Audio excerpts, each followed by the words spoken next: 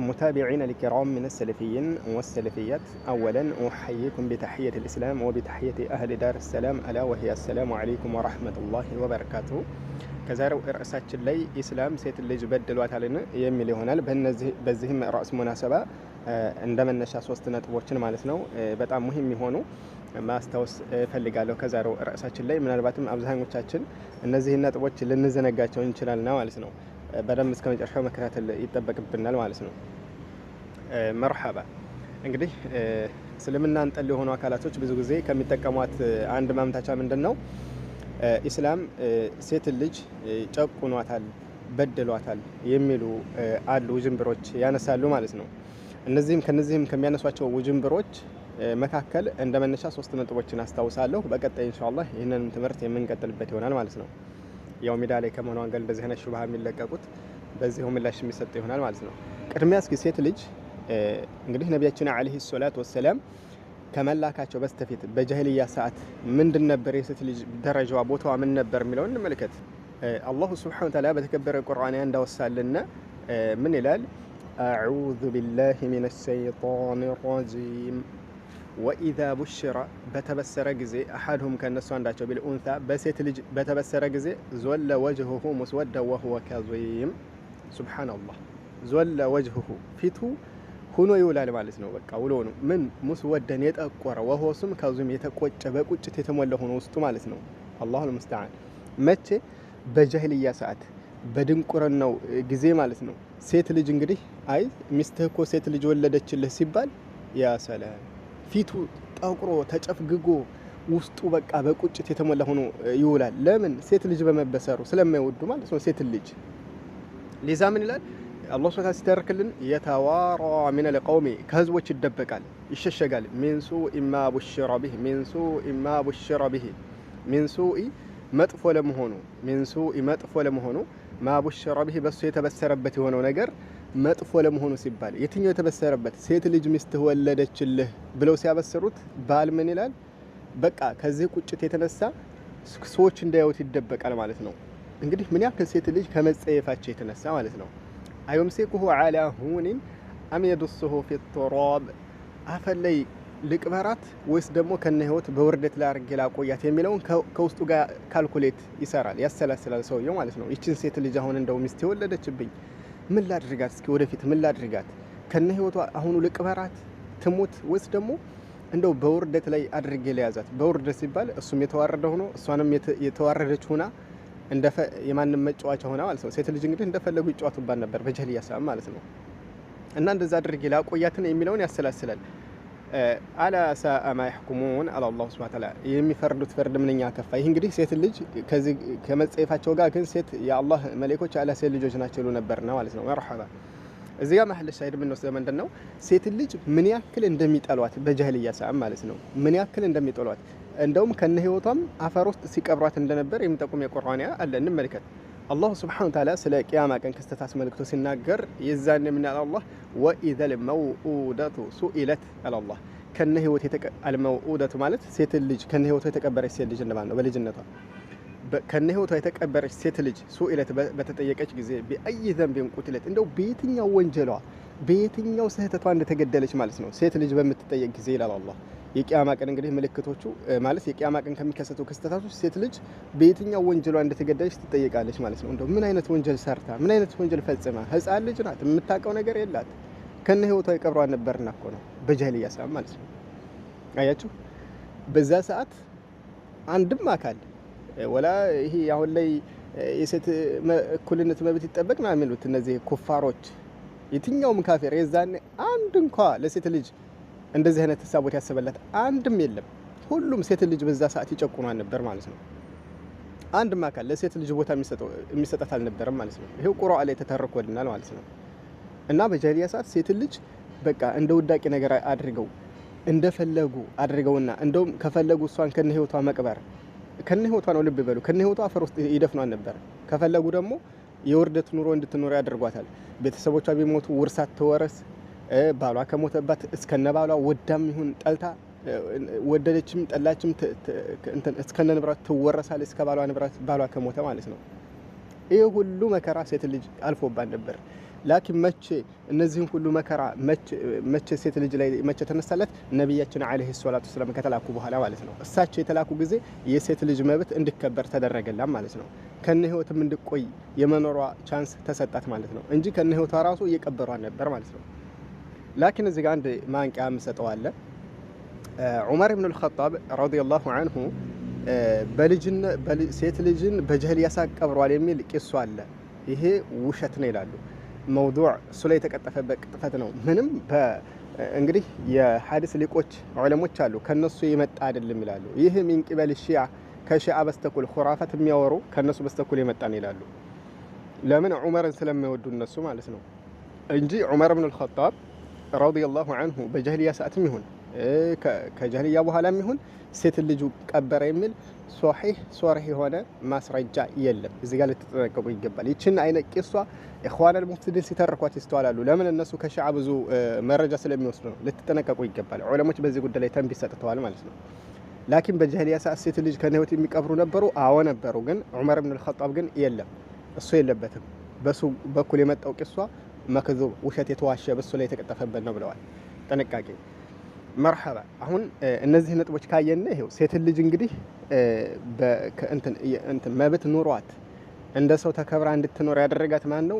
እስላም እንጂ እስልምና አይደለም የጨቆናት። እንደውም በአክስ ነው አሁን እያሉ ያሉት። በዛን ሰዓት መቼ ደረሳችሁላት? አሁን ላይ ለምሳሌ የሴት ልጅ መብት እኩልነት ይከበር የምትሉ የቅድመ አያቶቻችሁ መቼ አከበሯትና ነው ሴት ልጅ?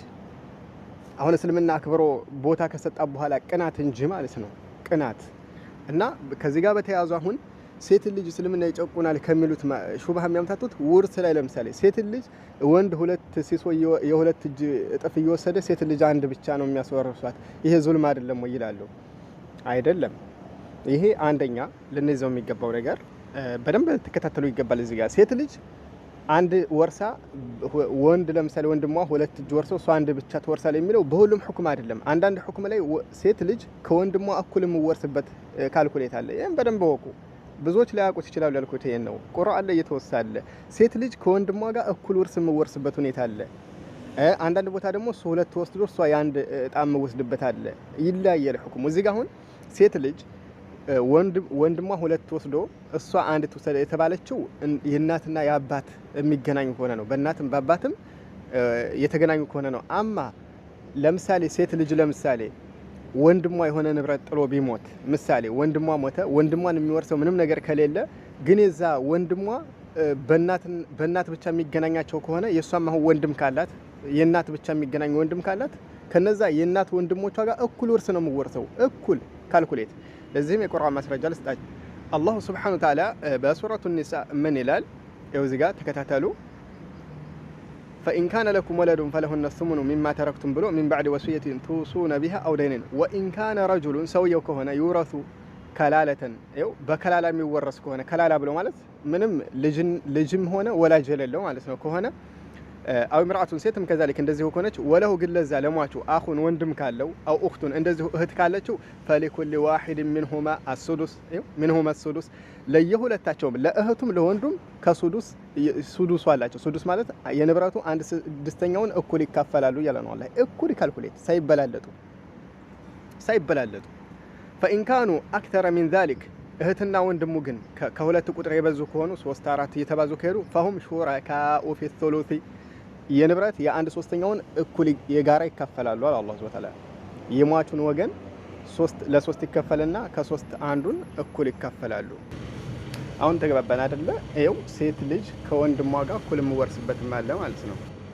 ሁክሙ ሁሉም አይደለም። ለምሳሌ አሁን ለሟች ወንድሟ እሷ በእናት በአባት የምትገናኘው ከሆነ ወንድም ሌላ ደግሞ በእናት ብቻ የሚገናኛቸው ካለ ከዛ የበለጠ መወርስበት ሁኔታ አለ። ከወንድ እንደውም የበለጠ አንዳንድ ጊዜ መወርስበት ሁኔታ አለ እንጂ በሁሉም ሁክም ውርስ ላይ ሴት ልጅ እሷ አንድ ወንድ ደግሞ ሁለት ይወስዳል ማለት አይደለም። እና እዚህ ጋር ደግሞ ይሄን ሁክም በደንብ የምታውቁት የፊቅህ መስአላዎችን ስቀሩ ታገኝታላችሁ ማለት ነው። እና ያው አልዕልም ወቀብለ ቀውሊ ወላ አመል የሚሉት ነገር እዚህ ጋር እንስራበት ማለት ነው። ያው እነሱ የእስልምና ጥላቶች ስለሆነ የሚሉት ተውት። ላኪን ግን እንደው ለሌሎቻችን ማለት ነው ትምህርት ይሆን ዘንድ በዚሁ ምናሰባ ማለት ነው። ይሄ እንደናምና ነው። ወደ ውስጥ ስንገባ ብዙ አይነት ዴፊኒሽኖች እኮ አሉ ማለት ነው። ላኪን እዚህ ጋር ደግሞ በተያዘ እሺ እንደው እንበልና በአንዳንድ ሙናሰባ እስኪ ለምን ወንድ በለጣት እንኳን ቢባል አላህ ሱብሓነሁ ወተዓላ ለዚህ የሚያደርግበት ህክማ አለው። አንደኛው ወንድ ልጅ ሴት ልጅ የማስተዳደር ግዴታ ያለበት ንብረት የሚያወጣው እሱ ነው በእስልምና ማለት ነው። ግዳጅ አለበት። ሴት ልጅ ንብረት ብትሰጥም የራሷ ነው። ለግሏ ለፈለገችው ዓላማ ማለት ትችላለች፣ ሐላል የሆኑ ጉዳዮች ማለት ነው። ወንድ ግን እሷን የማልበስ የማጠጣት፣ የቤትን ጣጣ የልጆችን ጣጣ የመሙላት ግዴታ አለበት።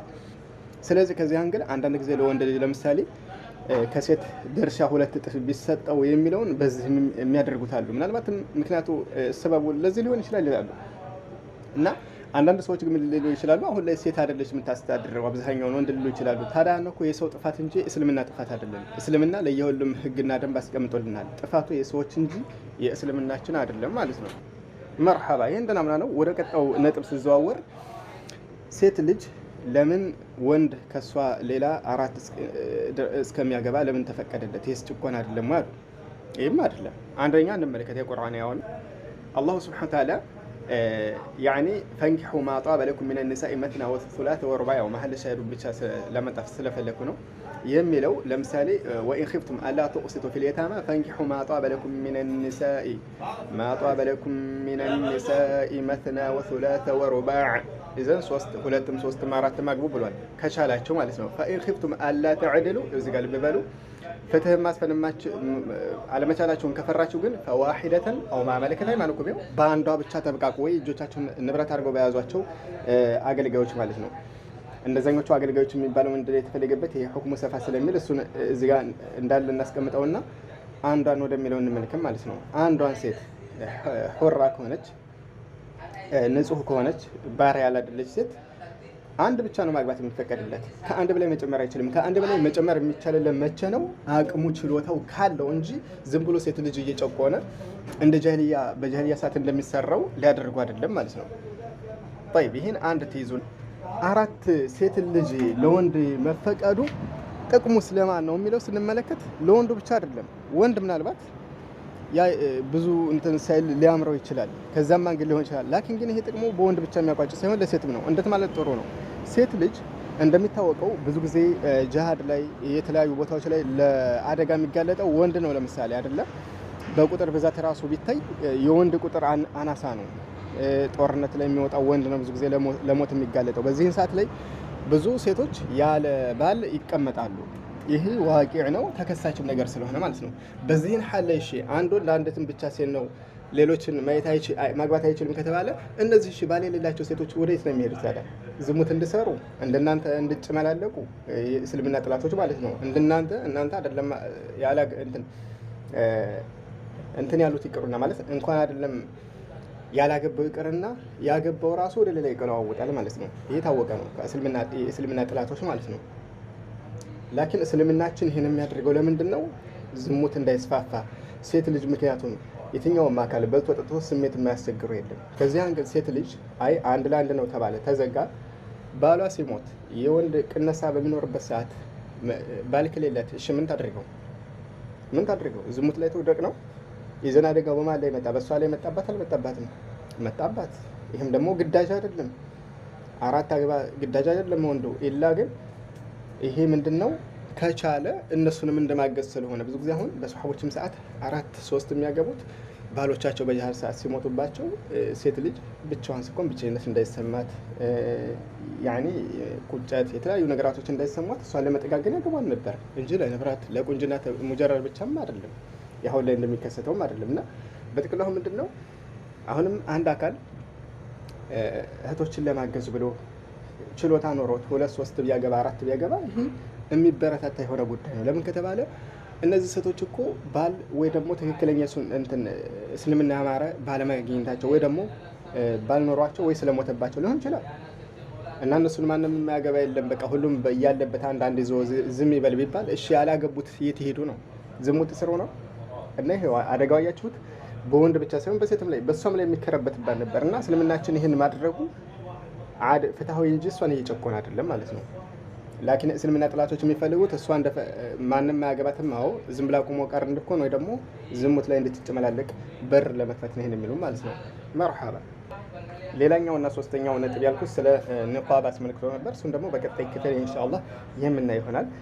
እንግዲህ ለዚህ ዩቲዩብ ለዚህ ሊንክ ወይም ደግሞ አዲስ ሆናችሁ ሰብስክራይብ ማድረግ ይገቡ። ለምን አዳዲስ ትምህርቶች በሚላኩ ሰዓት ለመከታተል ያመቻችሁ ዘንድ ማለት ነው። ላይክም ደግሞ አድርጉ። ላይክ ምናልባት እንደሚባለው ከሆነ ለብዙዎች ተደራሽነት እንዲኖረው ስበብ ይሆናል ይባላልና ማለት ነው። ኢንሻአላህ አይደለም ለመልካም ነገር ለመጥፎ ነገር እንኳን ብዙ ስለምናደርግ በእንደዚህ አይነት ነገራቶች ላይ ትብብር ማድረግ አለብን። አዳሉ አለል ኸይር ከፋዒሊህ ነውና። ሰላም አለይኩም ወራህመቱላሂ ወበረካቱ።